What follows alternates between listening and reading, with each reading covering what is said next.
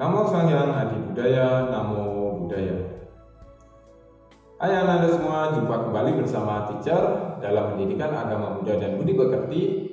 Pada pertemuan kali ini kita akan membahas tentang hak asasi manusia. Oke, pertama kita akan membahas sedikit tentang hak asasi manusia. Apa sih itu hak asasi manusia? Hak asasi manusia adalah hak yang dimiliki oleh manusia sejak lahir atau bahkan sejak di dalam kandungan. Kenapa perlu diatur atau ditetapkannya hak asasi bagi manusia atau HAM? Yang pertama adalah karena di masa lampau ini banyak terjadi penindasan-penindasan dan juga ketimpangan sosial, bahkan perbudakan, kemudian penindasan, hilangnya kebebasan seseorang, dan juga akibat-akibat buruk lainnya yang terjadi karena peperangan. Nah, karena hal itu kemudian banyak para cendekiawan-cendekiawan dan para filsuf ini memiliki gagasan tentang bagaimana seharusnya manusia itu dihormati dan saling menghargai serta tidak merugikan bagi orang lain serta bagi masyarakat dan dunia. Di antaranya yaitu ada kita kenal sebagai Socrates, kemudian John Locke, kemudian Rousseau.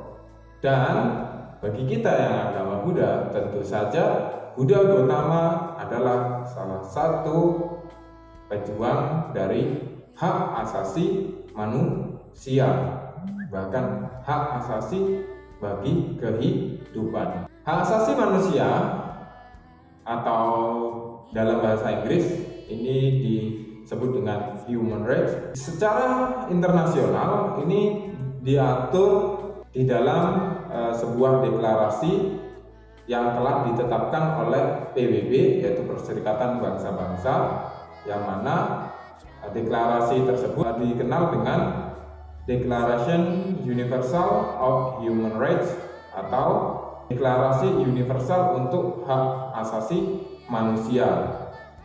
Deklarasi ini atau ketetapan ini ditetapkan pada tanggal 10 Desember 1948 atau 3 tahun setelah selesainya Perang Dunia yang kedua. Di dalam deklarasi ini terdapat sekitar 30 hak asasi manusia yang ditetapkan dan berlaku di seluruh negara yang ada di bumi ini. Di antaranya yaitu hak asasi pribadi, hak asasi ekonomi, hak asasi hukum, hak asasi politik, kemudian hak asasi tentang sosial budaya, serta hak asasi peradilan. Nah, bagaimana untuk di Indonesia? Untuk di Indonesia sendiri, hak asasi manusia atau HAM ini diatur di dalam Undang-Undang Dasar 1945, di mana terdapat pada pasal 27 ayat 1, pasal 28, kemudian pasal 29 ayat 2, pasal 30 ayat 1, dan pasal 31 ayat 1. Di antaranya yaitu mengatur tentang kebebasan beragama, kebebasan menyuarakan pendapat, kemudian kebebasan untuk mendapatkan pendidikan dan lain sebagainya. Anda semua bisa baca di Batang Tubuh UUD 1945. Sebagai suatu hak asasi, HAM atau hak asasi manusia ini memiliki ciri atau sifat. Yang pertama yaitu sifat yang hakiki. Hakiki artinya hak asasi ini dimiliki oleh setiap orang, dimiliki setiap orang sejak lahir atau bahkan masih di dalam kandungan. Hal ini sudah ada di dalam diri orang tersebut. Misalnya yaitu hak untuk hidup. Yang kedua yaitu bersifat universal. Bersifat universal ini artinya hak asasi ini bersifat menyeluruh kepada semua orang dan berlaku di mana saja serta kapan saja, tanpa memandang adanya ras, suku, bangsa, bahkan agama. Jadi hak ini berlaku kepada siapa saja. Kemudian hak ini bersifat permanen. Permanen artinya hak ini tidak dapat dicabut atau dihilangkan oleh pihak lain, baik itu sesama manusia atau dari pihak tertentu. Sifat yang selanjutnya, yang keempat, yaitu tidak dapat dibagi-bagi. Hak asasi ini tidak dapat diserahkan atau diberikan atau dibagikan kepada orang lain.